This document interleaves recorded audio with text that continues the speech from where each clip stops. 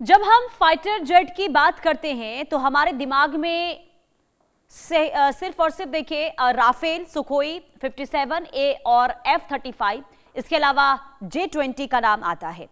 ये सभी 4.5 से ज्यादा से लेकर 5वीं पीढ़ी के फाइटर जेट्स हैं और भारत अपना जेट बनाने की कोशिश कर रहा है। यहां एमका प्रोग्राम चल रहा है जो करीब 2035 में फलीभूत होगा।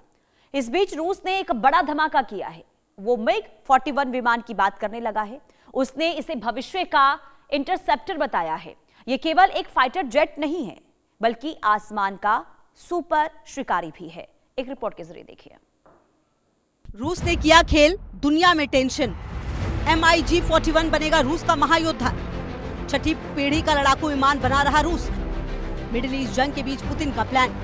मिडिल ईस्ट जंग के बीच रूस के राष्ट्रपति व्लादिमीर पुतिन ने अपनी सैन्य क्षमता मजबूत करने का बड़ा प्लान तैयार किया है। दुनिया 5वीं पीढ़ी के लड़ाकू विमानों पर अटकी है, जबकि रूस 6ठी पीढ़ी का लड़ाकू विमान बनाने में जुट गया है। रूस में MiG-41 नाम के 6th जनरेशन इंटरसेप्टर की चर्चा तेज है।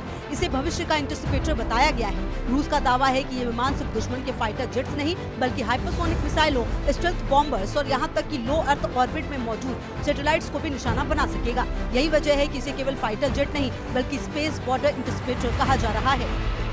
MiG-41 में MiG-31 फाइटर इंटरसेप्टर जेट के सभी गुण शामिल होंगे। हालांकि MiG-41 को अधिक शक्तिशाली हथियारों से युक्त किया जाएगा। इसमें हथियारों को तैनात करने के लिए एक इंटरनल वेपन वे भी होगा। रूसी MiG-41 विमान अपने साथ ड्रोन भी लेकर जा सकेगा। खतरे वाले इलाकों में ड्रोन से रेकी और हमले दोनों काम को अंजाम दिया जा सकेगा। MiG-41 विमान 50,000 मीटर तक की ऊंचाई पर उड़ सकता है, यानी ये सामान्य लड़ाकू विमानों से कहीं ऊपर ऑपरेट करेगा। इसके अलावा इसमें इलेक्ट्रोमैग्नेटिक कैनन भी लगा होगा जो दुश्मन पर घातक हमला कर सकेगा। ये विमान सिर्फ दुश्मन के फाइटर जेट्स नहीं बल्कि हाइपरसोनिक मिसाइलों, स्टेल्थ बॉम्बर्स और यहाँ तक कि लो अर्थ ऑर्बिट में मौजूद सैटेलाइट्स को भी निशाना बना सकेगा। यही वजह है कि इसे केवल फाइटर जेट नहीं बल्कि स्पेस बॉर्डर इंटरसेप्टर कहा जा रहा है।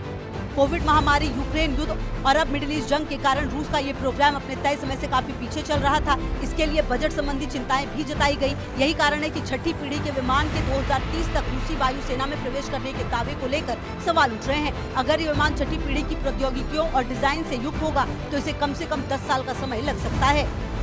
रूसी राष्ट्रपति व्लादिमीर पुतिन की योजना पश्चिमी देशों के मुकाबले अपनी वायुसेना को मजबूत करने की है। अभी तक दुनिया के किसी भी देश के पास 6ठी पीढ़ी का लड़ाकू विमान नहीं है। अगर रूस ऐसा विमान बना लेता है तो वो एविएशन की दुनिया में बड़ी बढ़त हासिल कर सकता है, क्योंकि अब तक रूस ने MiG-41 का कोई असली प्रोटोटाइप नहीं दिखाया, न इसकी टेस्ट फ्लाइट हुई है, न ही कोई स्पष्ट डेवलपमेंट टाइमलाइन सामने आई है। 2017 में रूसी अधिकारियों ने दावा किया कि 2018 में इसका विकास शुरू होगा और 2020 के दशक के मध्य तक इसका प्रोडक्शन भी शुरू हो सकता है।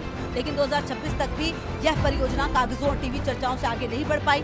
रूस के डिफेंस एक्सपर्ट खुद मानते हैं कि देश की एरोस्पेस इंडस्ट्री इस समय भारी दबाव में है। यूक्रेन युद्ध, पश्चिमी प्रतिबंध, तकनीक की कमी और आर्थिक दबाव ने रूस के कई बड़े रक्षा प्रोजेक्ट्स को धीमा कर दिया है। हालांकि अभी तक इसकी कोई आधिकारिक तस्वीर, उड़ान या प्रोटोटाइप सामने नहीं आया है, लेकिन इसकी चर्चा इतनी खतरनाक है कि अमेरिका, चीन और यूरोप तक की नजरें इस पर टिक गई है।